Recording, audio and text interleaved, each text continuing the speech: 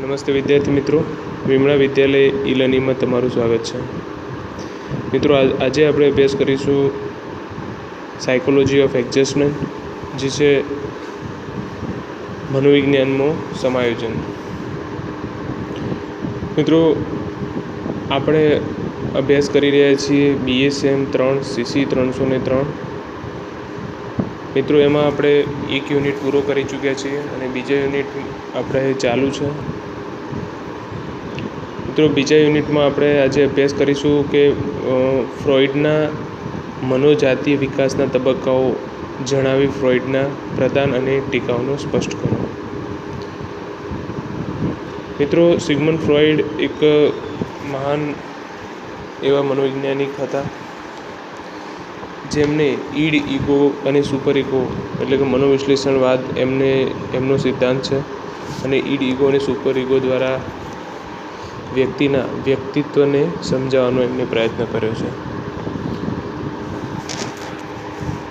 મિત્રો, ફ્રોઇડ જે છે એમને આ ઈડ, ઈગો અને સુપર ઈગો દ્વારા વ્યક્તિના જે વ્યક્તિત્વના આપણને જે સ્વભાવ સમજાવવાનો પ્રયત્ન કર્યા છે, એમાં એમની ઘણી એવી બાબતો છે જેમાં એમની ટીકાઓ થઈ છે. મિત્રો, એ શું છે અને કેવી રીતે એ સમજાવવાનો પ્રયત્ન કરે છે. અને આજે આપણે આ પ્રશ્નમાં એ જોઈશું કે ફ્રોઇડના મનોજાતીય વિકાસના તબક્કાઓ કયા કયા છે. ફ્રોઇડ મનોજાતીય વિકાસમાં જે તબક્કાઓ એમને જણાવ્યા છે એ શું છે, અને આમાં એક બીજી બાબત છે કે એમની ટીકાઓ પણ થઈ, તો એ ટીકાઓ શું છે, કયા કારણે થઈ હતી એ પણ આપણે જોઈશું.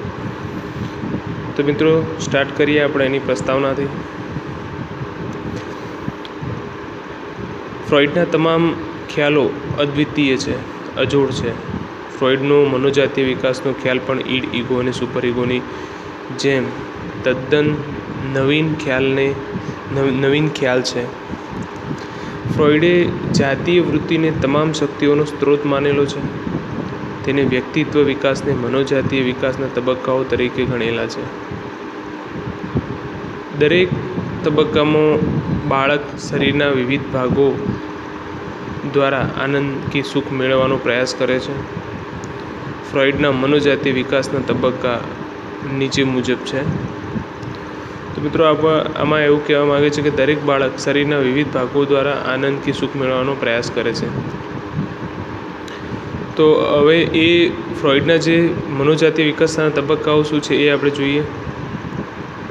તો મિત્રો, પહેલું એમાં છે મુખ અવસ્થા. મનોજાતીય વિકાસનો આ પ્રથમ તબક્કો છે. આ તબક્કો પ્રથમ વર્ષે જોવા મળે છે. અહીં ઈડ મુખ દ્વારા પોતાની માતાના સ્તન કે દૂધની બોટલ દ્વારા દૂધ મેળવે છે.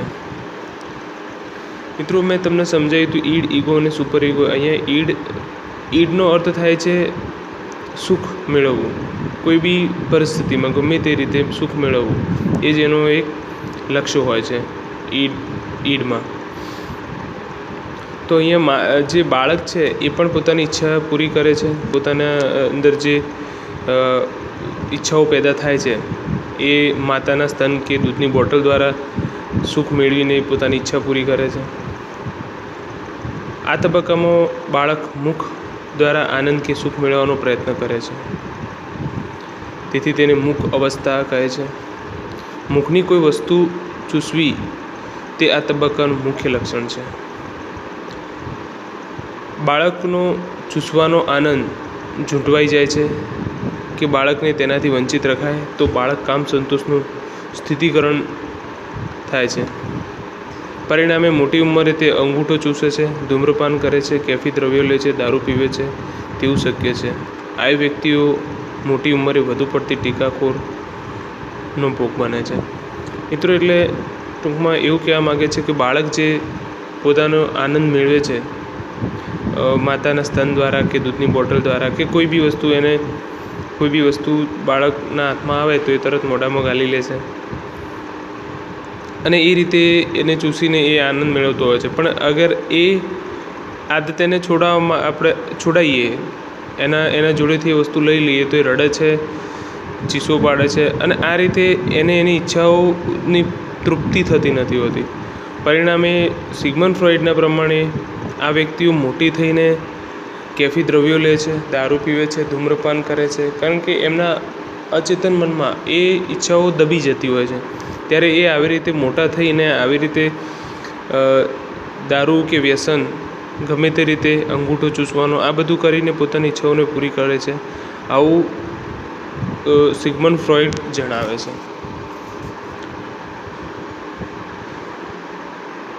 મિત્રો, બીજો જે વિકાસનો તબક્કો છે તે છે ગુદા અવસ્થા. બીજા વર્ષે મનોજાતીય વિકાસનો આ તબક્કો જોવા મળે છે. આ તબક્કા દરમિયાન બાળકમાં કામ સંતોષનું કેન્દ્ર પ્રવૃત્તિઓ કે તેના સંવેદનોમાંથી મળતા સુખમાં રહેલું હોય છે. તેમાં તેને મળ દ્વારા કે મૂત્ર દ્વારા થતી પ્રવૃત્તિઓથી તેને આનંદ મળે છે. તેથી આ તબક્કો ગુદા અવસ્થા કહેવાય છે. બાળક માતા પિતાની ઈચ્છાઓ અને ઈડની ઈચ્છાઓ વચ્ચે ગૂંચવાઈ જાય છે. પરિણામે ચિંતા અને સંઘર્ષ અનુભવે છે. પ્રારંભિક તબક્કામાં સ્થિરીકરણ થાય તો પુખ્ત વયે વ્યક્તિ અસામાજિક પ્રવૃત્તિઓ કરે છે. તે પુખ્ત વયે જિદ્દી અને આગ્રહીપણવાળા વ્યક્તિઓમાં પરિણમે છે. મિત્રો, એટલે આમાં બીજી એક અવસ્થા બતાવી છે ગુદા અવસ્થા, જેમાં મળમૂત્ર દ્વારા જે પ્રવૃત્તિઓ થતી હોય છે તેના દ્વારા બાળક આનંદ મેળવતું હોય છે, અને એમાં કોઈપણ જાતનું સ્થિરીકરણ કે રોકટોક આવે તો એનાથી બાળક મોટું થઈને અસામાજિક પ્રવૃત્તિઓ કરતું થઈ જાય છે, જિદ્દી થઈ જાય છે અને આગ્રહીપણાવાળું બની જતું હોય છે.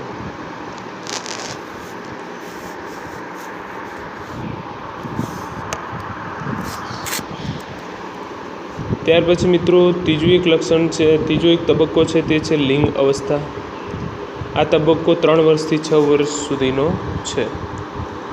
આ તબક્કા દરમિયાન બાળકનું ધ્યાન લૈંગિક અવયવ તરફ દોરાય છે. જાતીય અવયવોને રમાડવાથી કે સ્પર્શવાથી તેને સુખ મેળવે છે, જેનાથી ઘણી વખત મુશ્કેલીઓ ઊભી થાય છે. જેમ કે વ્યક્તિ જાતીયતા માટે અપરાધ ભાવ અનુભવે છે અથવા ચિંતા દૂર કરવા જાતીય પ્રવૃત્તિ કરે છે. આ અવસ્થા દરમિયાન બાળકમાં પોતાની વિરુદ્ધ જાતિના માતા પિતા પ્રત્યે આકર્ષણ અને પોતાની જાતિના માતા પિતા સાથે ઈર્ષ્યાનું વલણ વિકસે છે. મિત્રો, આમાં એ સમજાવવા માગે છે કે જે અગર છોકરી હોય તો આ સમયગાળા દરમિયાન એને એના માતાથી એને વિરોધ હોય છે અને પિતાથી લાગણી અને પ્રેમ વધારે હોય છે. અને જો પુત્ર હોય તો એને એના પિતાથી વિરુદ્ધ હોય છે અને એની માતા પ્રત્યે એને વધારે લાગણી હોય છે. આ સમય દરમિયાન કે 3 થી 6 વર્ષ દરમિયાન છોકરામાં માતા પ્રત્યે મમત્વને લીધે ઊભી થતી ઈર્ષ્યાને ફ્રોઈડે એડિપસ ગ્રંથિ કહે છે, અને છોકરીના આવા વલણને ઇલેક્ટ્રા ગ્રંથિ કહે છે. બંને જાતિના બાળકોમાં સંઘર્ષો વિકાસ પામે છે. મોટાભાગના કિસ્સાઓમાં આ સંઘર્ષ દૂર કરી શકાય છે. જો આ સંઘર્ષનું નિરાકરણ ન થયું હોય તો વ્યક્તિત્વ વિકાસમાં ખામી રહી જાય છે. વિરુદ્ધ જાતિના માતા કે પિતાને મેળવવામાં પોતાની જાતિના માતા પિતા પ્રત્યે તાદાત્મ્ય અનુભવે છે. મા બાપની જાતીય ઉન્મુક્તા, રીતભાત અને મૂલ્યોને પોતાના માને છે. એડિપસ ગ્રંથિનો પુનઃ ઉકેલ સુપર ઇગોના ઘડતરમાં પરિણમે છે. જો આ ગ્રંથિનું નિરાકરણ ન થયું હોય તો વ્યક્તિ વિજાતીય વ્યક્તિઓ, મિત્રો વગેરે સાથે તંદુરસ્ત સંબંધો બાંધી શકતો નથી. કેટલાક છોકરાઓ સાથે વાત કરતા અચકાય છે.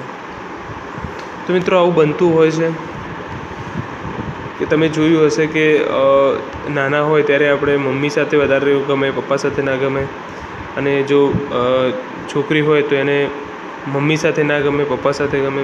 એટલે આ બધી પરિસ્થિતિઓ એ આપણા જનીન તત્વોની અંદર કુદરતીપણે આ બાબતો હોય જ છે, પણ સમય જતાં મોટા થતાં એ ધીમે ધીમે લુપ્ત થઈ જાય છે.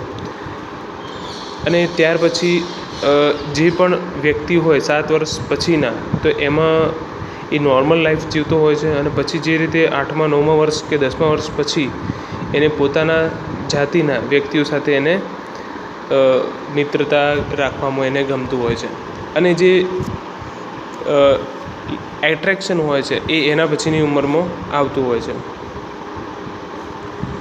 ત્યાર પછી મિત્રો ચોથી જે અવસ્થા છે વિકાસના તબક્કાની, એ છે સુષુપ્ત અવસ્થા. 5 થી 12 વર્ષના સમયને સુષુપ્ત અવસ્થા કહે છે.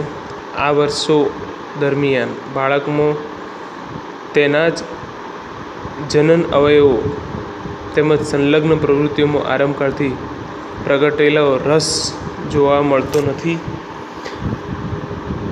આરંભકાળથી જાતીય પ્રેરણાઓ સુષુપ્ત હોય છે તેમ જણાય છે. ત્યાર પછી મિત્રો છે જનનેન્દ્રિય અવસ્થા. જનેન્દ્રિય અવસ્થા શું છે જોઈએ તો કે જનેન્દ્રિય અવસ્થા લગભગ 12 વર્ષની વયે યુવાનીના પ્રારંભથી શરૂ થાય છે. આ અવસ્થા જાતીય પરિપક્વતાની સાથે આવે છે. આ ઉંમરે તેને જાતીયતાને લગતી બાબતોમાં રસ જાગે છે. લૈંગિક જાતીય પ્રવૃત્તિ દ્વારા તેને સંતોષવાનું શરૂ થાય છે.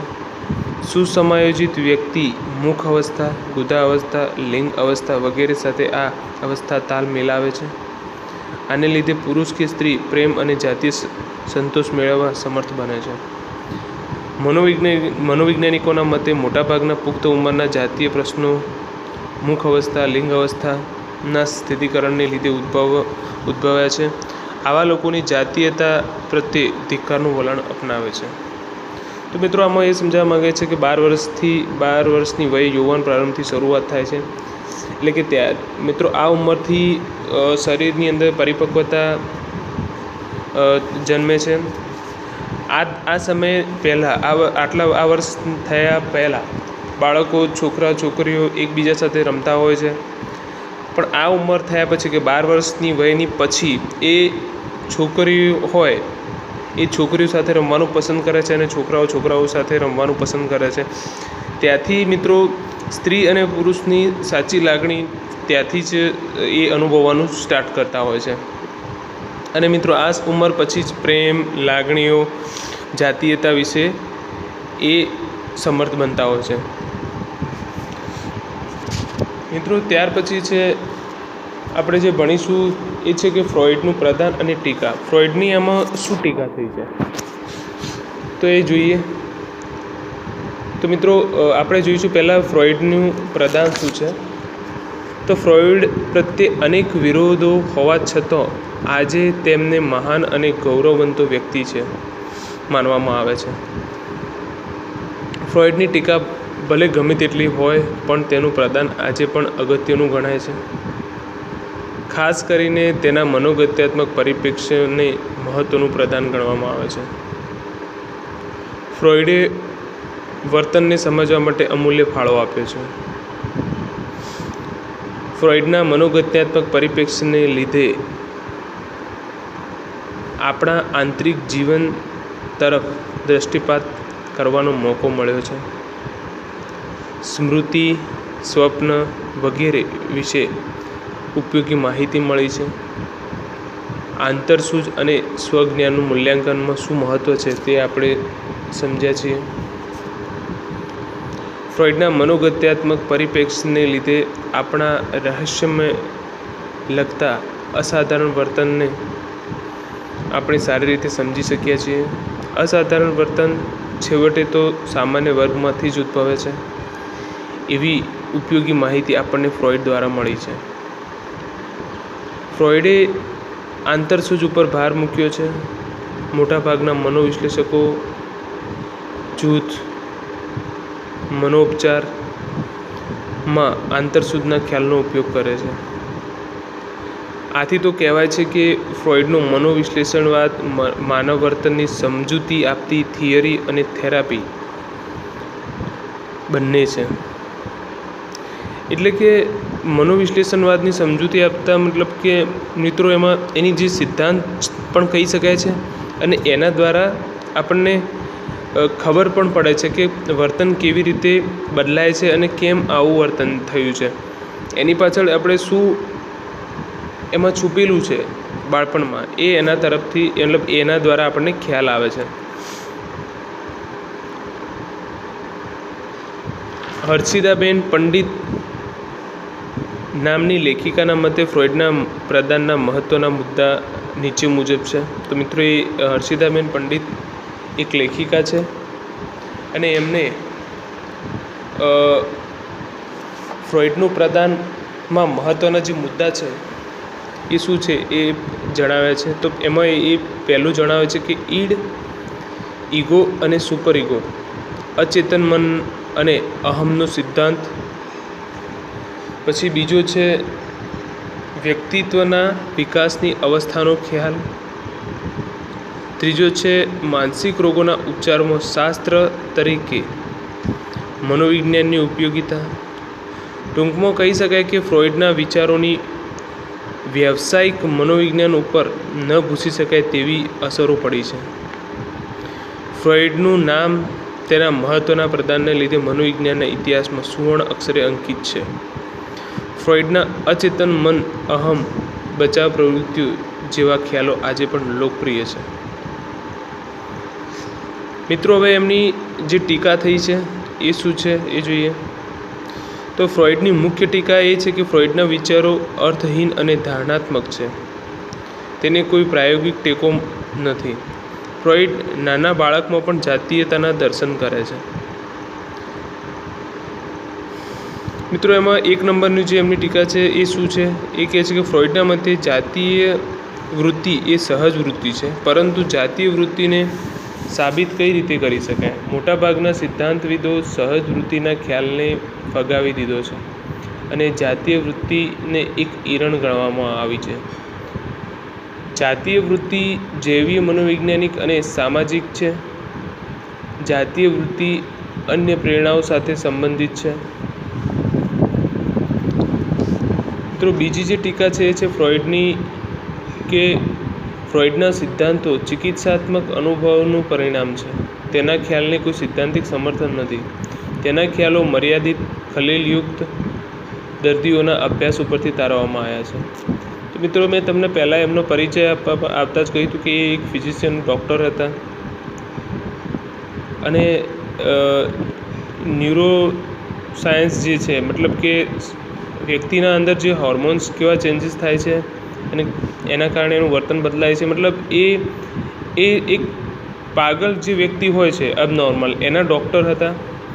પણ એ ડૉક્ટર હોવાથી એમના પાસે ઘણા એવા બધા પેશન્ટો આવતા હતા અને જેનો ડાયગ્નોસિસ કરતા હતા, ઇલાજ કરતા હતા અને એનો એમ કરતાં મિત્રો એમને ખ્યાલ આવ્યો કે આ બધું પાછળનું કારણ શું છે, કેમ આ વર્તન આવું ઉદ્ભવતું છે.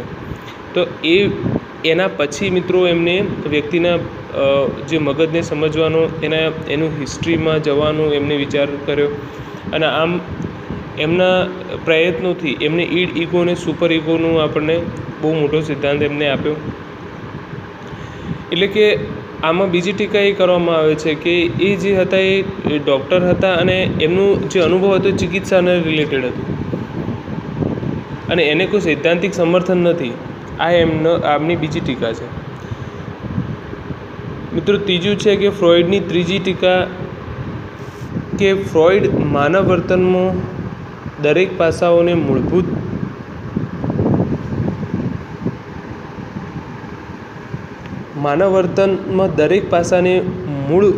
વૃત્તિ, બાળપણના અનુભવો તથા નિર્ણાયક બળોના સંદર્ભમાં સમજાવ્યું છે. ફ્રોઈડના ઘણા અનુયાયીઓએ આ બાબતનો વધારા સૂચવ્યા છે. ત્યાર પછી મિત્રો હવે આપણે જોઈએ કે બાળપણના અનુભવો પુખ્ત ઉંમરના ઘડતરમાં મહત્ત્વનો ભાગ ભજવે છે. ફ્રોઈડના મનોજાતીય વિકાસનો ખ્યાલ ઈડ, ઈગો અને સુપર ઈગોની જેમ તદ્દન નવીન ખ્યાલ છે.